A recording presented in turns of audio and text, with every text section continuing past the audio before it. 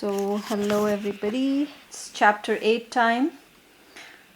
So, I don't know how many of you remember chapter 7, or it seems like a past life, but so chapter 7 was about knowledge and experience.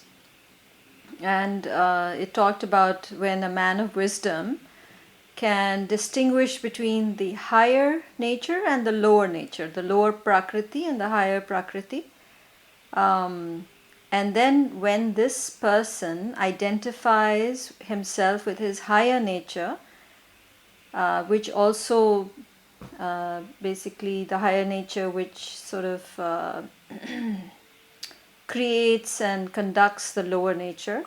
So when you operate from the higher nature, you operate from there through your lower nature. And then one who masters this absolute existence, from that absolute existence, so you know, it doesn't mean that you know, if you master the absolute, you cannot function in the world.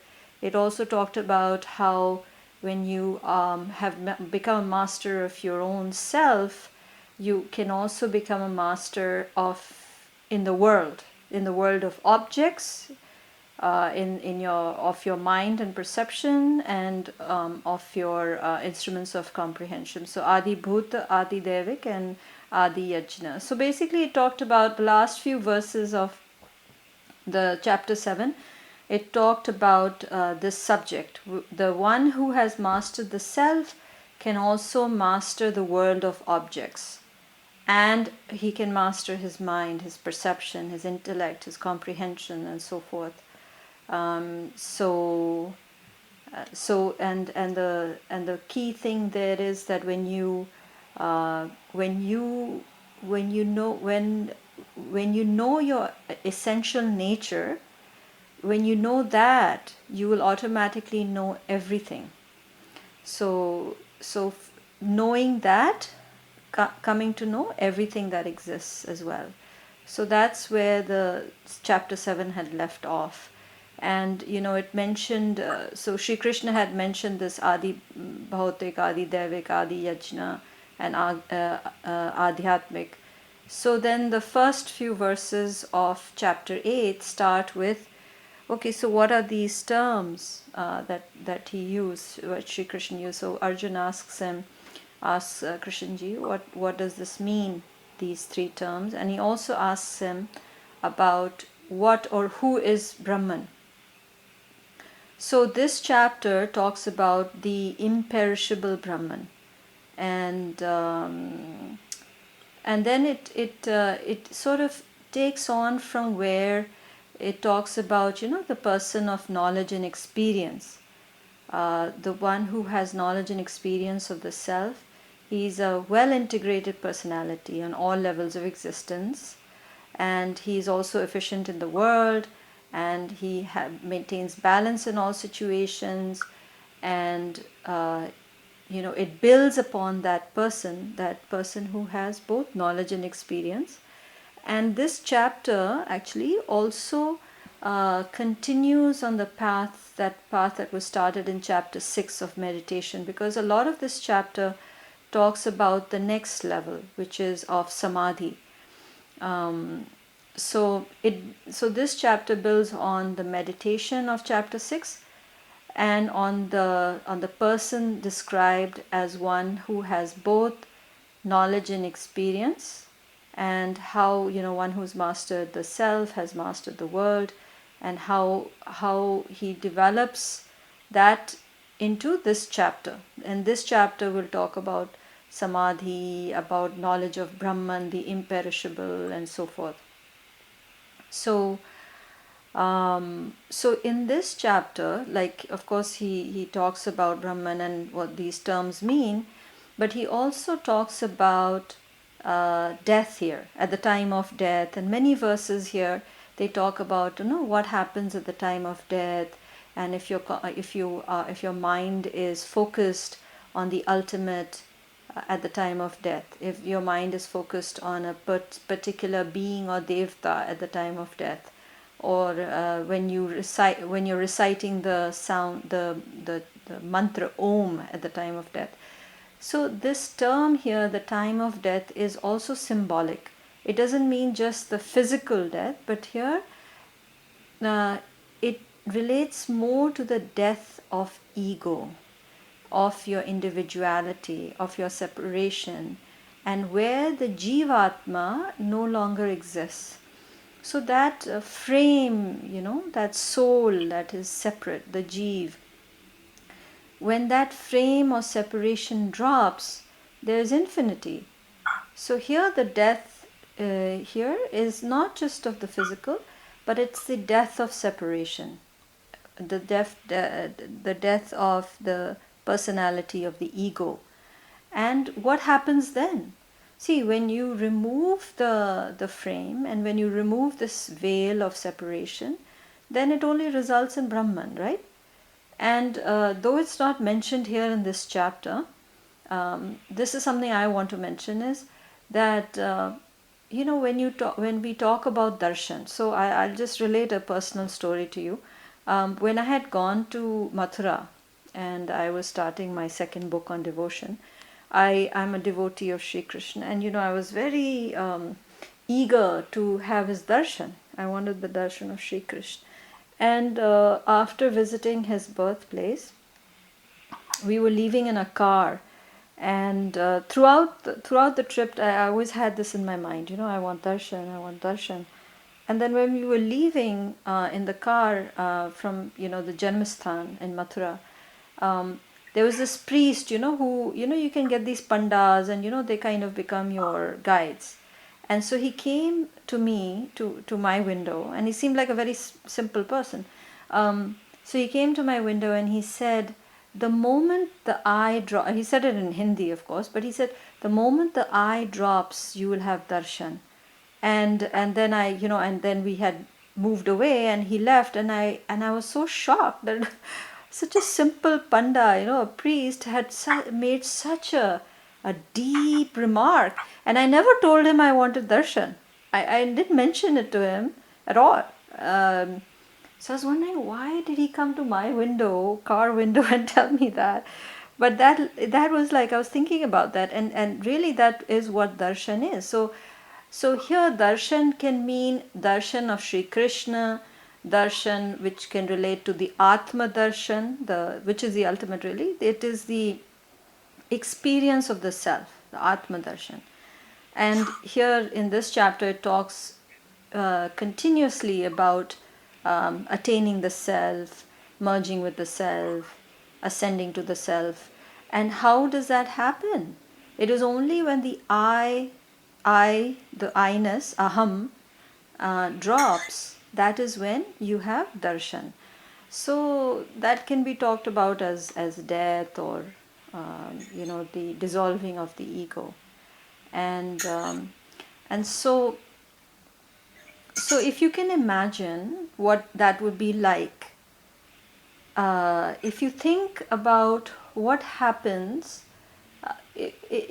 for you to imagine, okay, not having an ego or a personality is very difficult. But just imagine, supposing you leave as spirit from the body. You no longer have a body, right? We often associate ourselves actually more with the mind than with the body. So for a minute, just imagine you say to yourself, I am not the body, okay? Because you are not, right? You're much more than the body. Now, if you are not the body, can you have any attachments? Can you have any attachments if you don't have a body? You can't, right? Because all the attachments that we have is related to a body. All the identities we have is related to a body. If you don't have a body, you don't have an identity. You have no nationality, you have no religion, you have no relations. You don't have a body, so you don't have any attachment. So here it talks about progressing on the path. When you progress on the path towards the self, you have to let go of attachment. And the attachment comes with identity, it comes with the body. So when you realize the difference between the impermanent, which is your body, the mind, and so forth, and all the roles that you play, and you know how that is different from the permanent, which is your true self, your true nature. When you can discover that, when you experience that, then automatically there will be detachment, vairagya. So with Vivek comes Vairagya, and it continuously talks about this. We've talked about this several times since we've started, but it's an experience. It doesn't have to be theoretical. When you experience that, when you know that you're not the body, when you know that you're far more than the mind, automatically the attachment with the body and the mind will separate. It will be there, but it'll be separate. You don't function as that. So that is required as a prerequisite for purification of the mind. It's a prerequisite to meditation. And so here, talks about how one who wants to meditate, one who wants to go on this path, you need to have the Vivek and the Vairagya. And so the question was raised by Arjun, who is Brahman? So here, it goes into several verses describing what is Brahman, the Brahman which is the imperishable, the supreme. And the supreme is the right word, because a lot of times, we use different words in English to describe that which is Brahman. And here the word that is used, and which I usually use for Brahman, is the supreme, beyond which there is nothing else. And an interesting description it gives here, where it says, when it describes work, and here work is described as the creative force that brings everything into existence. So there is Brahman, and then Brahman through work brings everything into existence, work being that creative force. So he talks about Brahman and the qualities of the Brahman. He's the imperishable, he's beyond all darkness, he's this, all these things. He's omnipotent, omniscient, and all these things. So he describes what is Brahman. And then, like I was saying, that several verses goes into the topic of leaving the body. And leaving the body is really the death of the ego. And he talks about, whoever remembers me at leaving attains me. He talks about death of ego. Now, the other thing it talks about is, constantly he's saying, whoever puts his entire attention, undivided attention on me, his single-pointed devotion on me, on the self, will attain the self at the time of death. So let me go into that topic a little later, but so that is the highest path. The other thing that it mentions here is that those people who think of a being, they go to that being. Okay, so because whatever you think of, whatever your thoughts create reality. So because you're constantly thinking of a being, it says when you think of a being, you go to that being. So one path of ascension is towards beings. Okay, like I was telling you in a different chapter, I was saying, my interpretation is little different.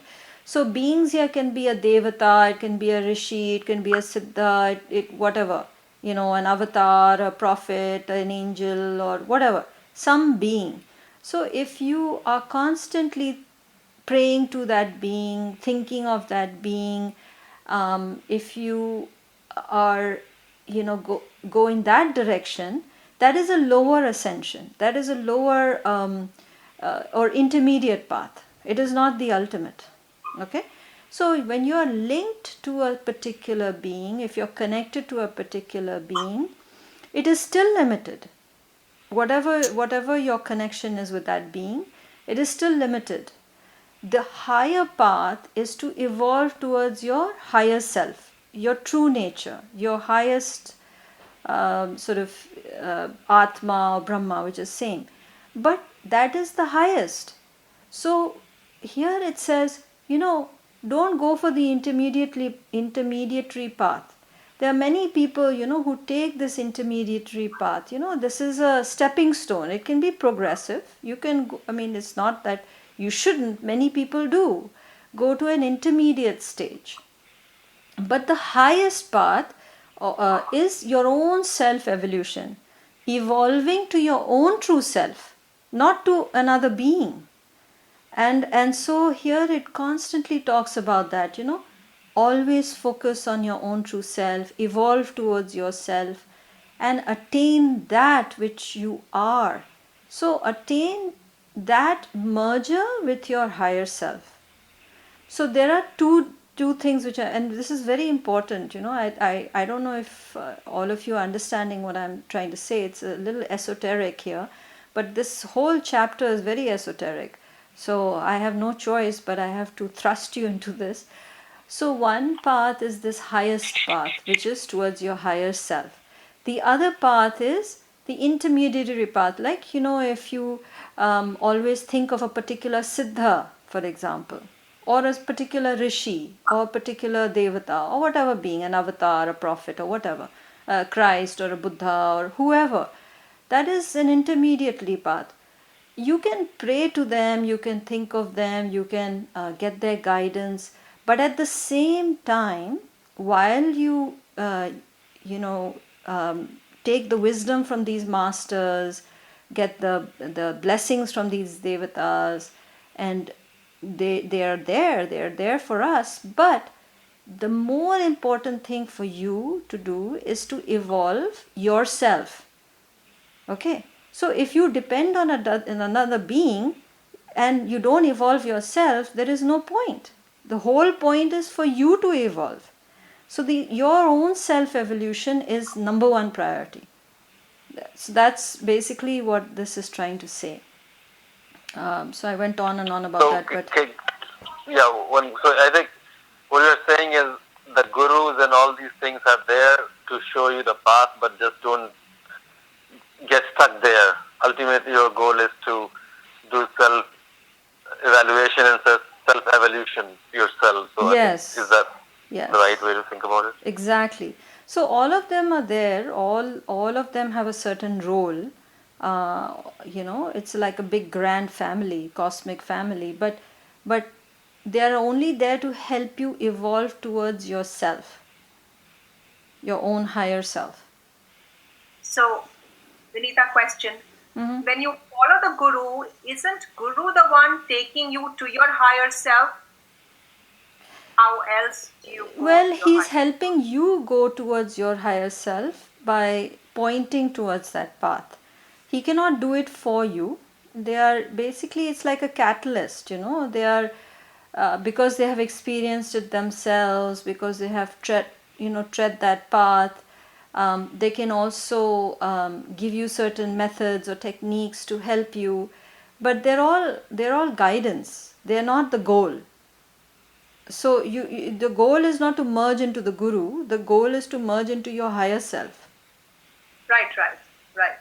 Yeah. So here it says, the thing is, wherever you direct your thoughts, into that you will merge. So people who direct their thoughts constantly on a being will merge into that being. So when I talk about being, a being is like a collective consciousness of many souls. Okay? So if you're constantly focused on something, you will merge into that. There's nothing you can do because your energy is directed towards that. The energy should be directed to merge into your higher self. That's what it's saying. So there's a lower ascension where you merge into the being, a being in this creation, or a higher, or really the ultimate, which anyway you have to get to, is to start evolving towards your higher self. Okay, now this chapter moves on to describing samadhi. So, like in chapter 6, it talked about meditation, but now it goes a step further. It talks really about the process of samadhi. So, it talks about the constant meditation on the Supreme. It describes the Supreme, like I said, and then when the ego dies, so how do you attain samadhi is what is described here. When the mind is steady and it is full of devotion. So the mind has become steady, right? Concentration is there. Then it has that devotion towards the Supreme. It has that devotion towards your own self, towards your own Atma. The yogi then concentrates all the prana between the eyebrows to a single point, and then reaches the Purushaha. The Purushaha meaning the Supreme, the ultimate, the Atma or the Brahman. Now, it talks about the prana here, concentrating the prana between the eyebrows. But prana is not breath. Okay? Prana is all the functions of the body, the 5 pranas. So when life force energy comes into your body, it makes all these things work, right? Digestion, excretion, breathing, all the functions of the body are called prana. So what the yogi does, and so pranayam is not control of your breath. Pranayam is the control of your entire life force energy, all the functions of the body. That is pranayam, not just breath. So when you can control your life force energy, and the yogi, when he brings it to a singularity, the prana comes to the singularity, because to attain samadhi, see, samadhi is nothing but the death of the ego, the death of the I.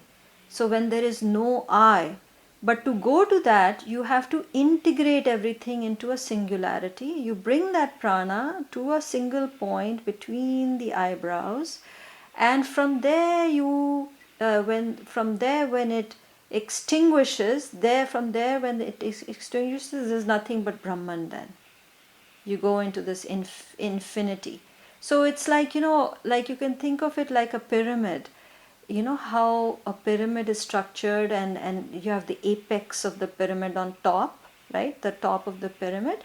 So it's like going like that. You start from the base, from all that is created, from your body, your mind and all. And as you climb up the pyramid, you go to the singularity, and beyond that singularity there is infinite space. So like that it describes samadhi, and it talked about devotion. So it's a very nice description here about devotion in 2 places in this chapter. So devotion, of course you can have it towards a being or anybody of your choice and liking and all that stuff. But if you truly understand bhakti, if you really want to understand what devotion is, it is your single pointed self-identification with your own true nature.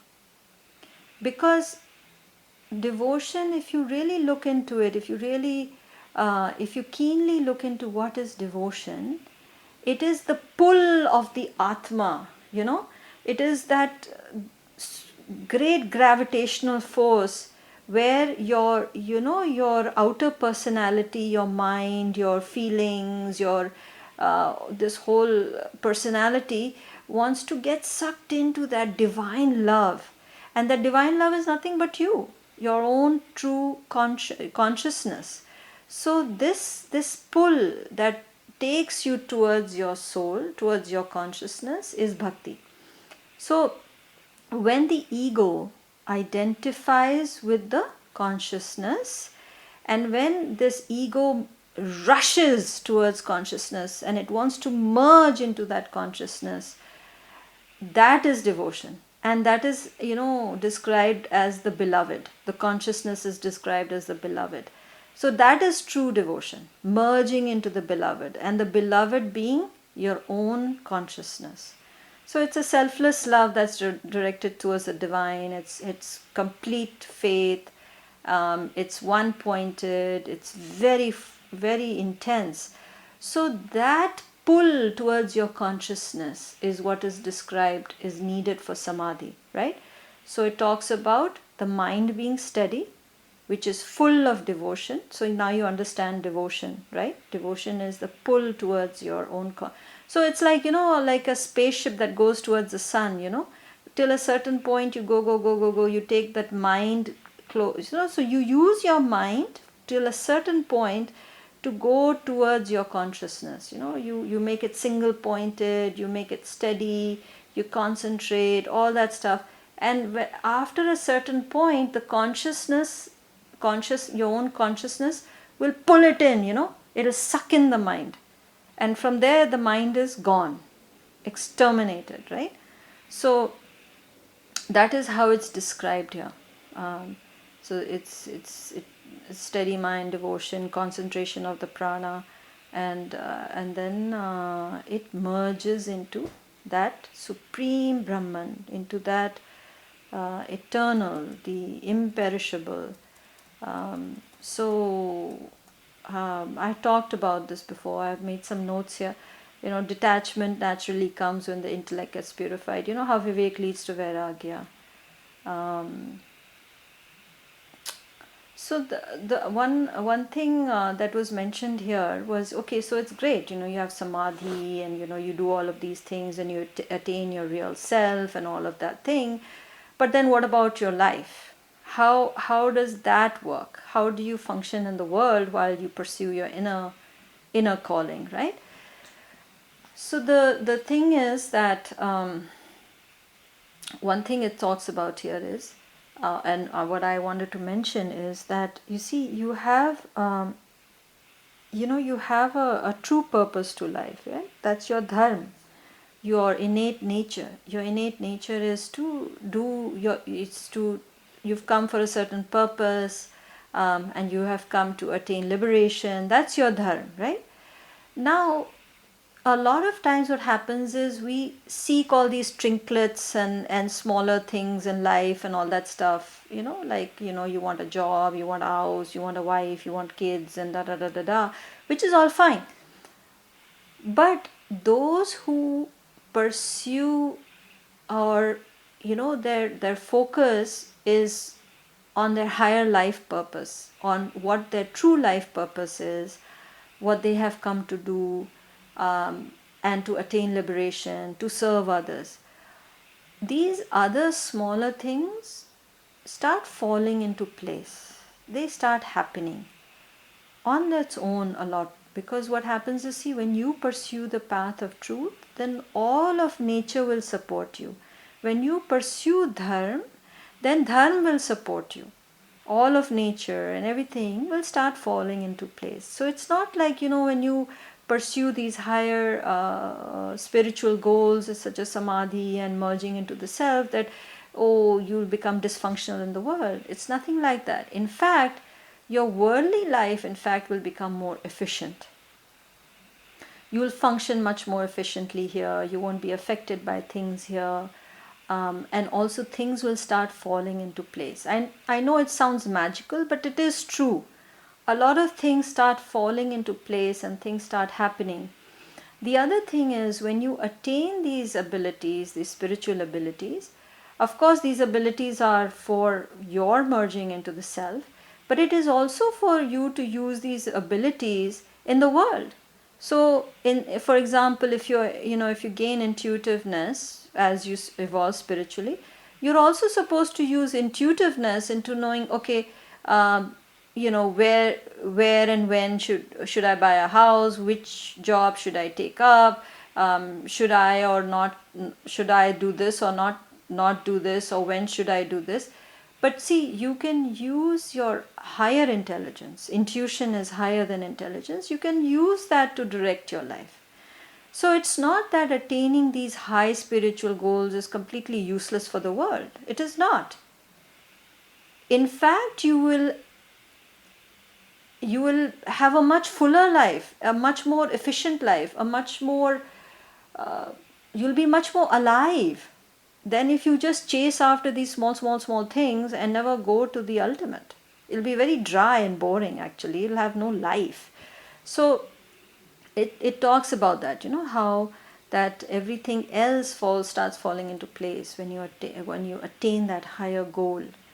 And it talks about not just sitting in meditation and attaining samadhi, and that's it, only once or twice in a day. It talks about that you have to be meditative all the time, and to be established in that awareness of the self. That is very important. See, that is more useful, right? Then, you sit for meditation twice a day and the rest of the day you're the same. So it talks about, so Shri Krishna tells Arjun that for those yogis who are constantly meditative, and it's not something which is impossible, it is your natural state, that awareness. And it happens, maybe it'll happen gradually, maybe it'll happen suddenly, whatever it'll happen, maybe whatever path you've chosen. But to live in that awareness, to feel connected to yourself, when you live from there, then life is much fuller. Then you would have when you attain that who you are, then you will not be reborn. So you attain a certain level of purity, you attain this state of centeredness, you attain a state of awareness, you attain a state of samadhi. And when you are established in the self, from that point, there you go to a point of no return. It's up to you if you want to take rebirth or not, but you're not driven by your karmas and your vasanas to keep coming back. Okay? So this is the ultimate path. This is the path which is the ascendant path. Okay?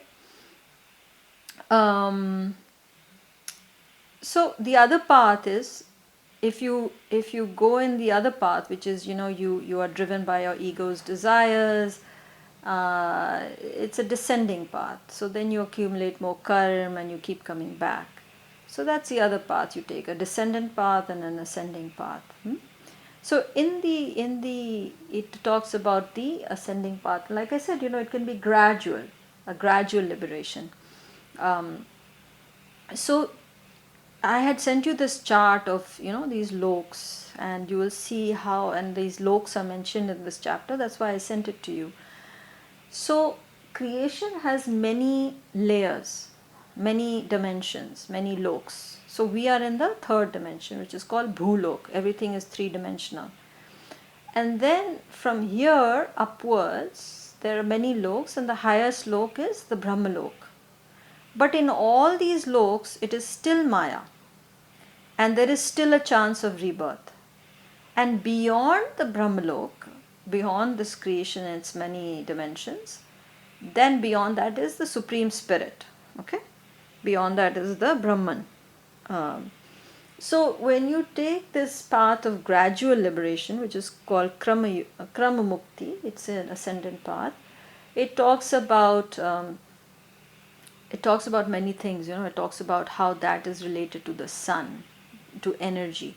Okay, and so when you attain your higher self, that is the highest. That mukti is the highest, where you go beyond Maya.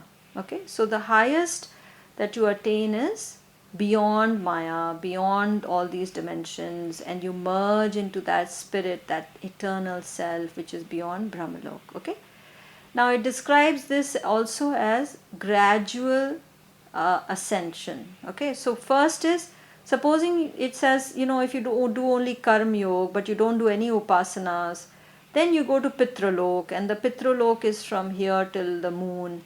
And then that is the realm between here and the moon, is sort of the realm of the Pitras, your ancestors of spirits. Okay, so that's one lok. And so those who do only karma yoga, but they don't do any upasanas, no meditations, no yajnas, all this stuff, you attain a certain level of ascension, which is you go till the Pitralok, you enjoy the benefits of whatever your karma you did, the good karma you did, and you come back. Then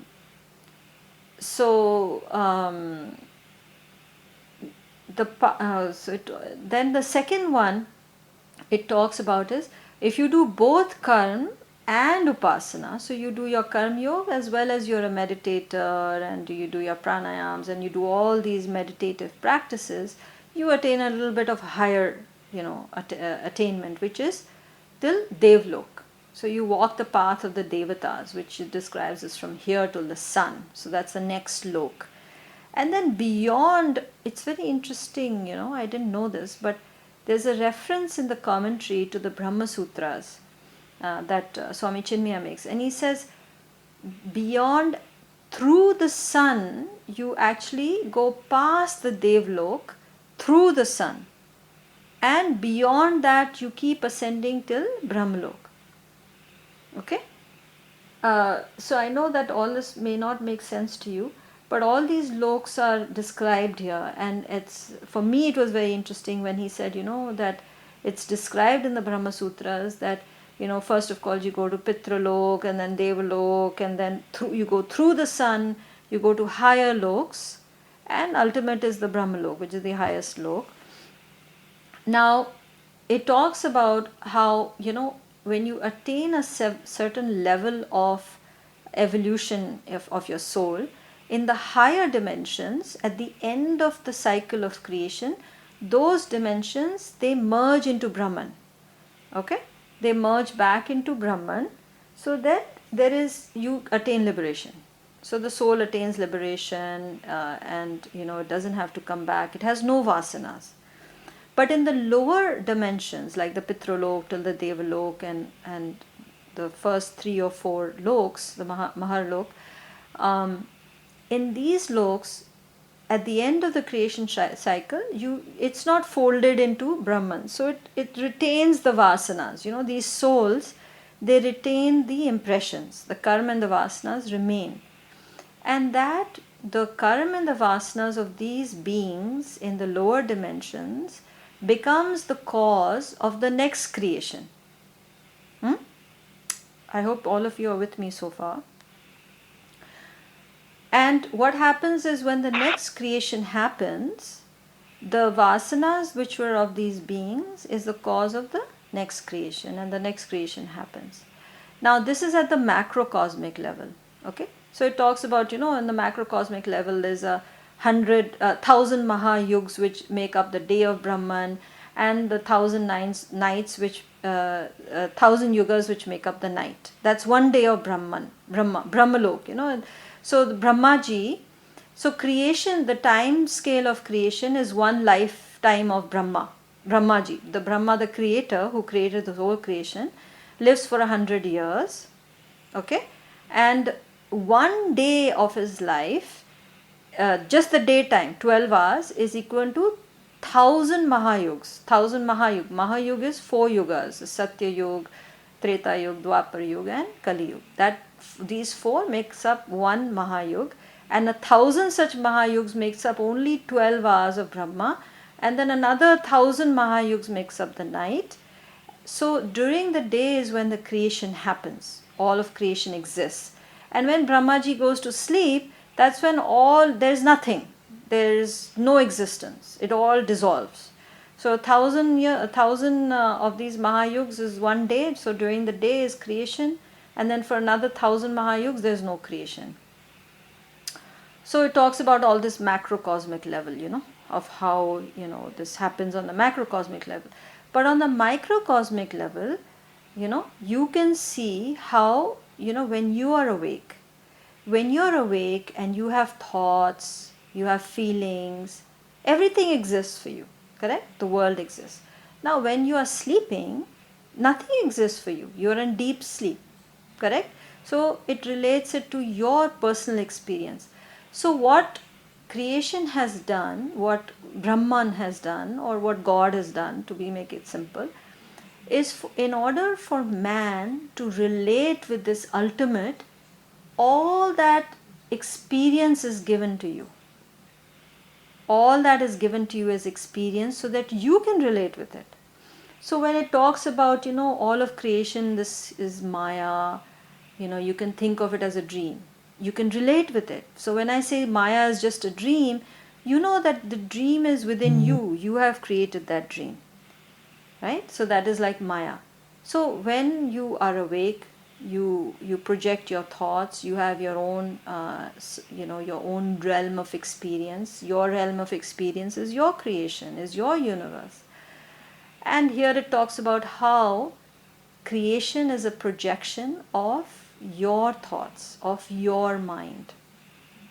It talks about this in the Gita, that the world is nothing but a projection of the mind.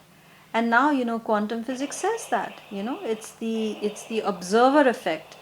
Only when an observer is present does the object have existence. I don't know how many of you know this, but this is a quantum physics principle, the observer principle, which essentially says that the world exists only if you exist, only if you perceive. So the world is a projection of our thoughts. If there is no thought, there is no creation, like in deep sleep. Nothing exists for you, it's all gone. So this is what it's been described on the microcosmic level, right? So it's a projection. Can I ask a question here, Vinita ji? Sure. Yeah, Venkat here. So, if everyone has different thoughts, and if everyone ends up projecting their thoughts differently, so is there a concept of a parallel universe? Yeah, but that doesn't relate to everybody having their own thoughts. There is a collective thought and a cosmic mind. So like the name for the cosmic mind in Vedic terms is called Hiranyagarbha. So in Vedantic philosophy, it's called Hiranyagarbha, which is a cosmic mind. So the cosmic mind is what projects this creation. Like, you have your own realm of experience, that's your universe, and I have my own realm of experience, that's my universe. The idea of parallel universe in today's science, or in string theory where there's 11 dimensions and all of that closely, I mean, of course there are many universes, like dust particles, there's so many universes, everything is infinity. But the idea of parallel universe is almost like it's like a dimension or a lok that would be closest what would come to a parallel universe. I see. And every lok will have its own creator and... No. The lok is still within this. It's not a separate creator. The creator is only one of this entire everything that exists, which includes universe. But of course, universe is a physical term, but there are many dimensions, subtle dimensions that exist, So in all of this existence, in all of these dimensions, there is only one creator, the ultimate, which is Brahman. But Brahmaji, yes, Brahmaji for this universe is different from a Brahmaji of a different universe. And each universe has its own laws. So from that aspect, if you look at it from that creator aspect, the lower term of a creator, the ultimate creator or the source is only one. But when some function has been given, because Brahmaji is given the function of creation, like our mind, our mind is the one that creates. Our mind is the one that's like a dream, right? So I'm a dreamer. I create my dreams. Right? My mind, my subtle mind, creates a dream. So like that, there are many minds. All of us are creators. We all create dreams. Like that, there are many Brahmas. But the ultimate consciousness, or the ultimate is only one. The supreme is only one, which is Brahman. I see. So in our universe, which comprises of multiple lokas, yes, like this whole universe, correct, there is one creator for it. And like this, there are other universes, many, which may have different lokas. Okay? Yes. Those will be totally different. And they will have their own creator, sustainer and destroyer, like we have Brahma, Vishnu and Mahesh. But don't confuse that creator as a function, it's like a minister in a court. That is different from the ultimate source of creation, which is Brahman. Sure. Yeah, I'm just curious, maybe I'm digressing, but how can we relate to other universes, or do we need to? No, not really. You don't have to worry about other universes. There are infinite number of universes. There's no point. the point is not to take mind to that level. It is the whole teaching here is to experience yourself, your true self, that consciousness. Because ultimately all that exists is simply an illusion. It's simply Maya. So every night you dream something different, isn't it? So is it important to know another dream? And how many dreams are there of 7.5 billion people? It's not important, right? It's a dream. So why focus on the dream? So focus on Got it. that which Got it. is real, not which is unreal. Got it. Got it. Thanks, Vinita ji. This Yeah. is very helpful. Okay, so where were we? So then it is a very very profound chapter, huh? So like our vasanas are the cause of our experience, and how we so it relates Brahma, the creator, with us, and how we dream, and then how we are also evolving. This Brahmaji is also evolving in his lifetime, and every time you wake up, you have your days, you have your nights, you project. When the mind is awake, it projects. When you're sleeping, you project a dream, and all of this stuff. So you can relate your experience with Brahmaji's experience on the macrocosmic level. It's very similar, almost exactly the same. And essentially the cause of creation is vasanas, whether it's a personal vasanas or collective vasanas, same thing. Okay. uh, all right. So so where was Vinita ji, huh this is Anna. I have one question. Where until now, when I'm studying this Gita chapter, I always thought the main meaning of this chapter was that at the time of the death, meditating on Krishna goes forth leaving the body. I mean, I personally took it that way, yes. that at the time of the death, when you kind of meditate upon the Brahman or one Atma or Krishna, Mm-hmm. that's the salvation for you. Yeah, But that's a great in this misconception. chapter, when you bring in this cosmic loka and all that thing, is this all in Vedas or Upanishads? Where is it all this coming from? No, it's here also, but it's taken from the Upanishads and the Brahma Sutras.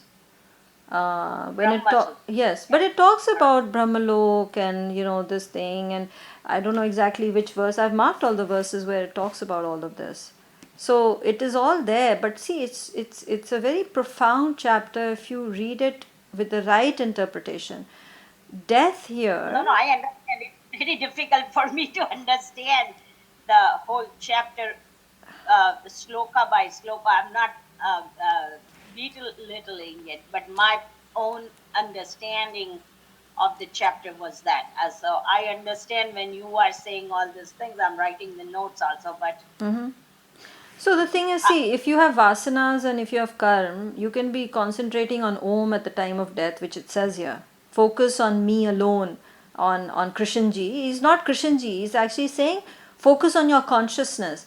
See, Krishnji is synonymous with your consciousness, is self, which is the word which is used for consciousness throughout this Gita is self. You can, and people say higher self, lower self, this, that. Anything with the uppercase S, self, is your consciousness. Krishnji here, see, Arjun and Krishna are, Arjun is ego, Krishnji is your Atma, simply put. So the thing is, when you are leaving the body, uh, even in physical death, you must gather your, it actually, what happens is all your life force energy goes to a singularity and it leaves the body. Similar thing happens. And then at that time, yes, you must focus on the word, the mantra Om, and you must focus on your own consciousness as you're leaving. All of that is correct, but that is a much smaller meaning to this chapter. See, because if you have vasanas and karma, you will come back. You will not merge into the Supreme. Here it talks about merging, that you will merge into the Supreme. It constantly says that you will merge into the Self, you will merge into Brahman. Self is defined as the imperishable. Om here is defined as the imperishable, and Brahman is described here in this chapter as the imperishable. These three are defined as the imperishable. So all three are the same.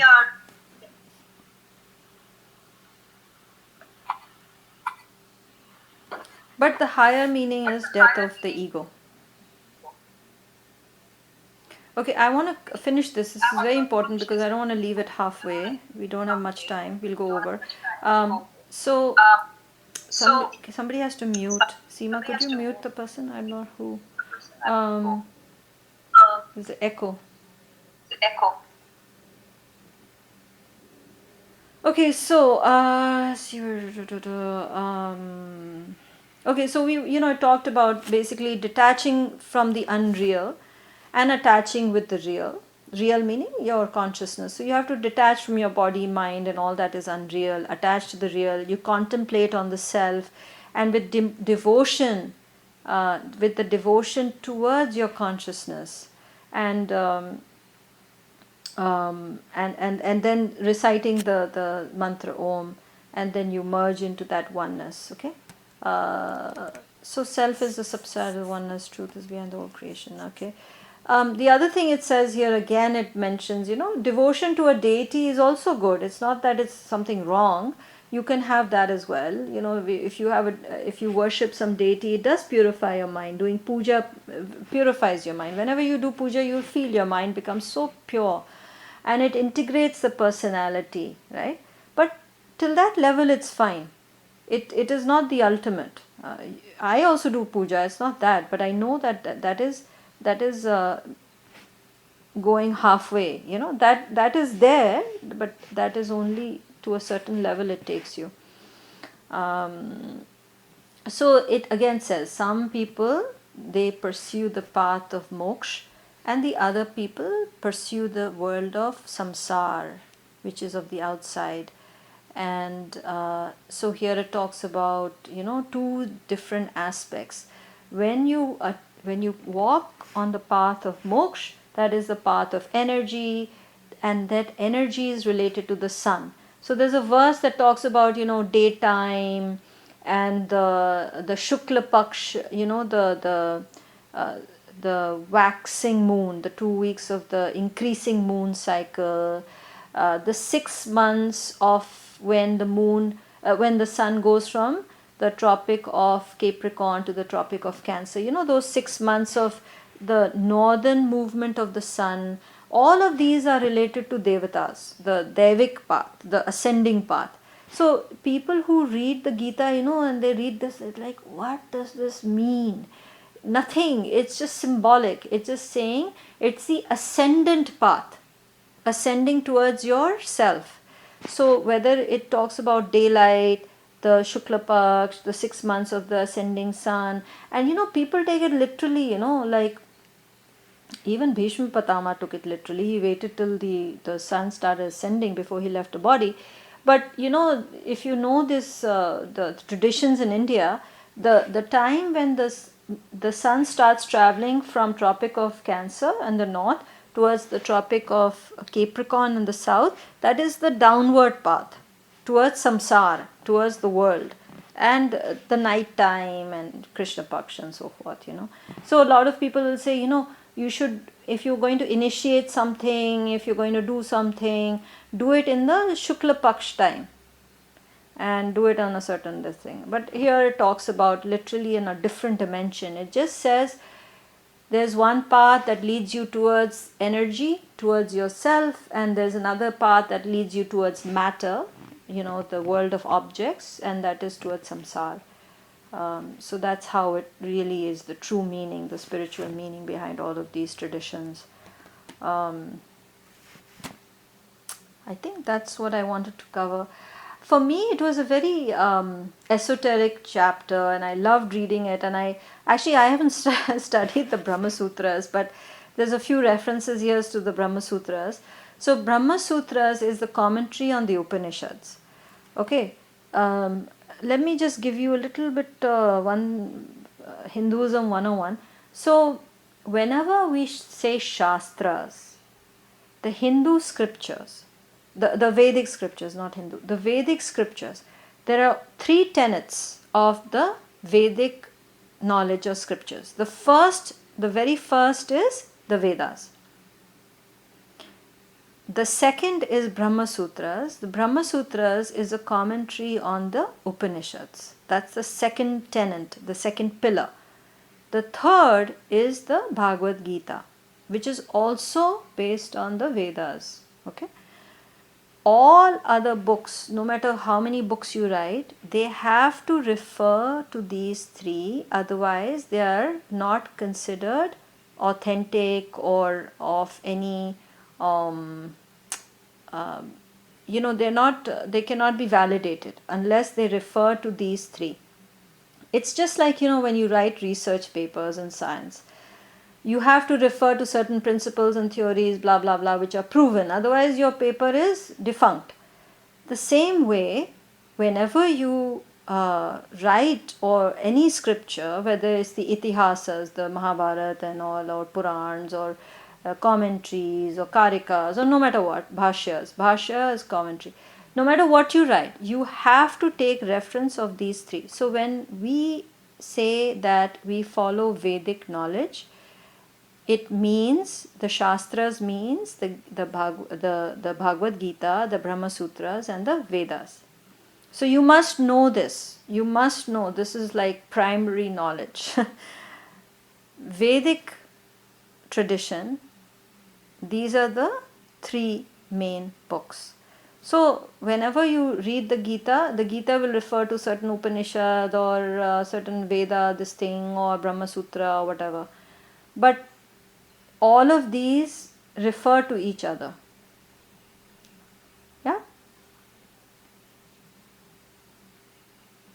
So I hope, see, the thing is, for me, like, I get very excited when I read these kind of things, because, when you combine it with experience and when you combine it with a lot of new age spirituality that's coming out, you realize, oh my God, this is said in the Gita anyway.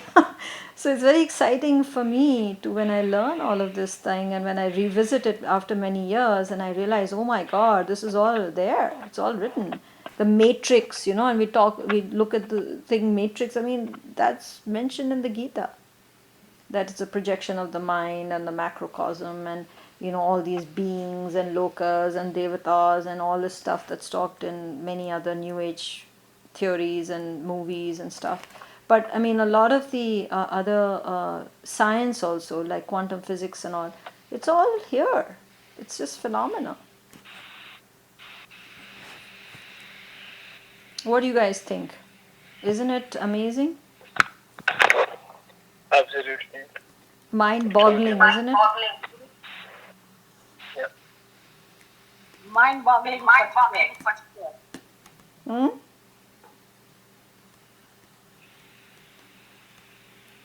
Yeah, so in the context of these three texts, Vinita ji, where would you put other texts like Yoga Vasishta?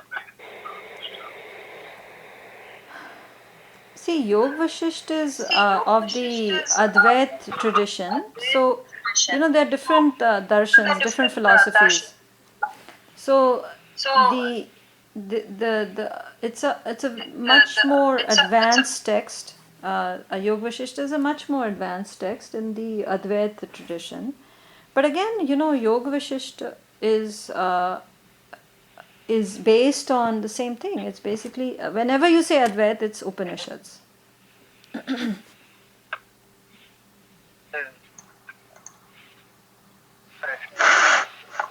Vinita, I had a question.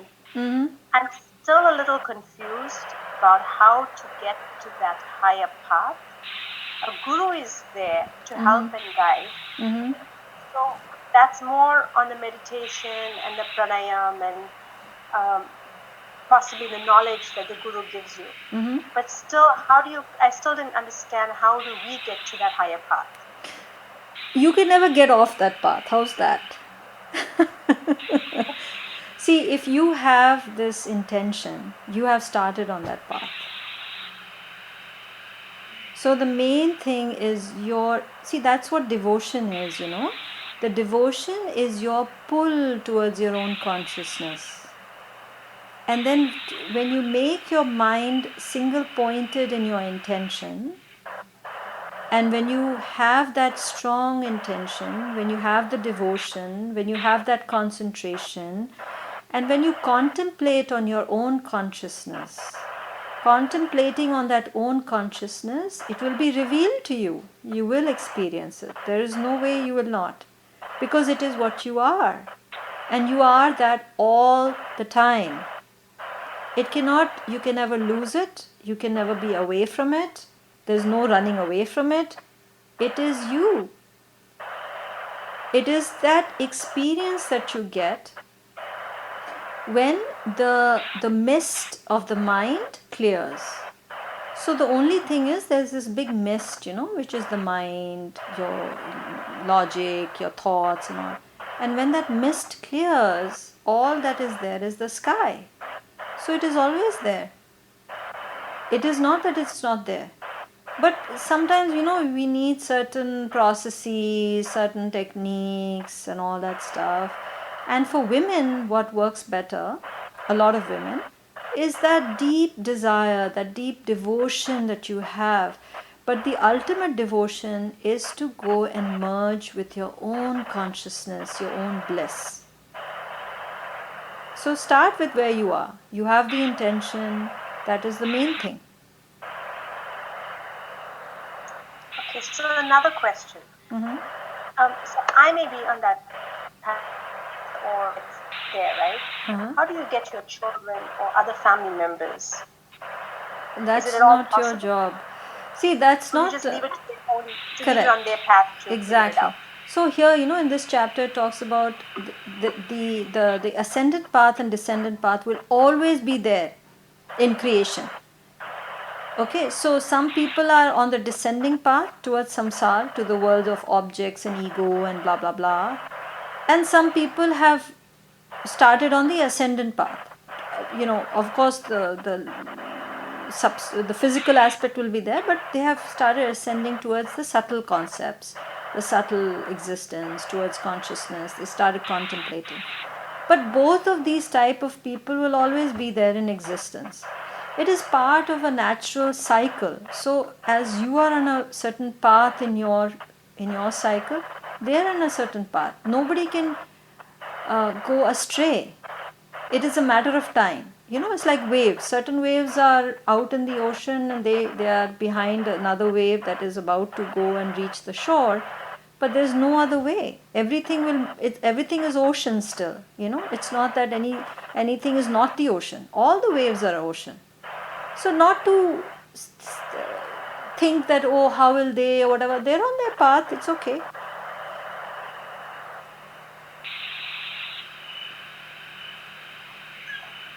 Quick question.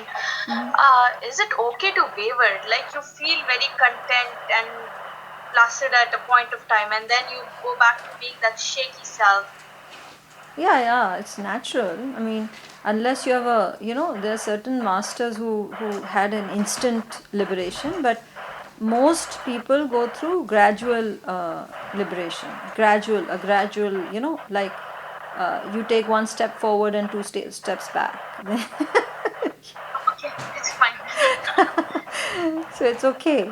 But see, like I said, where is your energy directed? If your energy is directed towards evolution, even if you take 2 steps back, but your intention is still to move forward. That's what's important. Okay, thank you. Mm-hmm.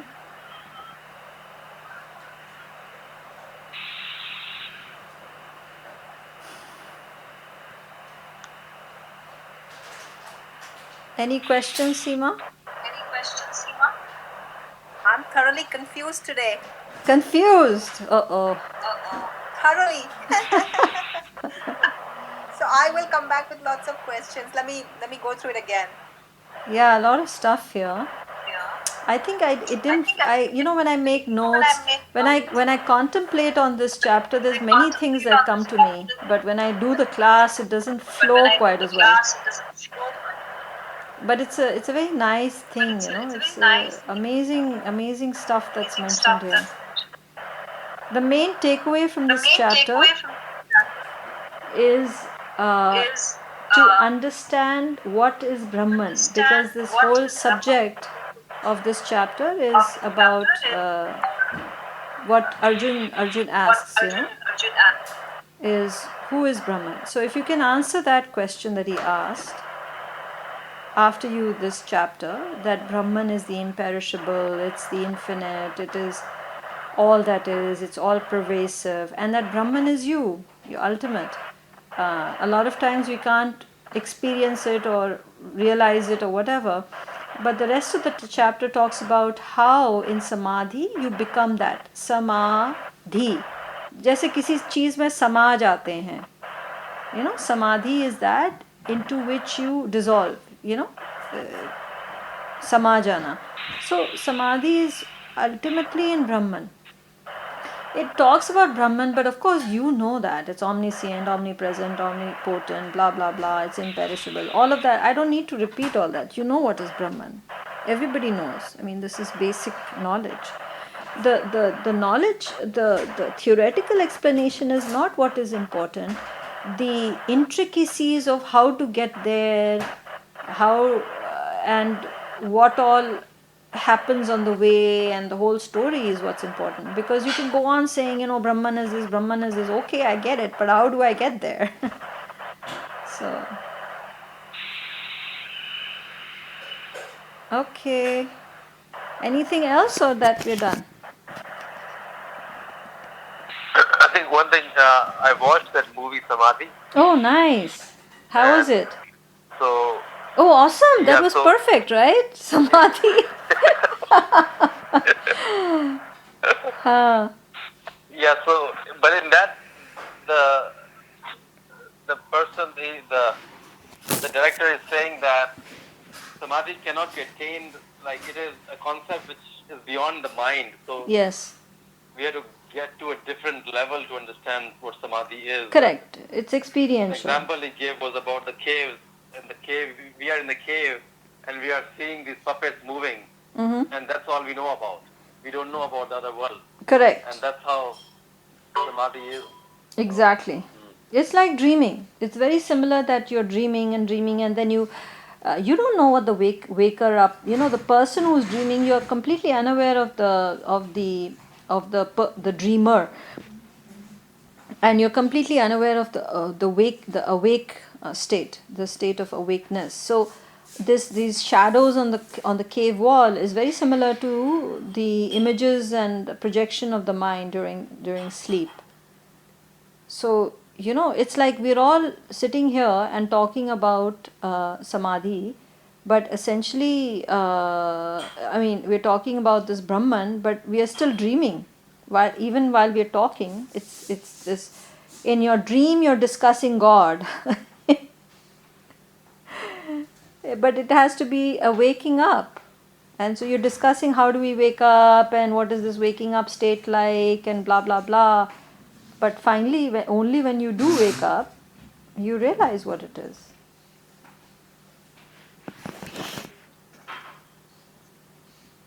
Okay. I'll see you guys.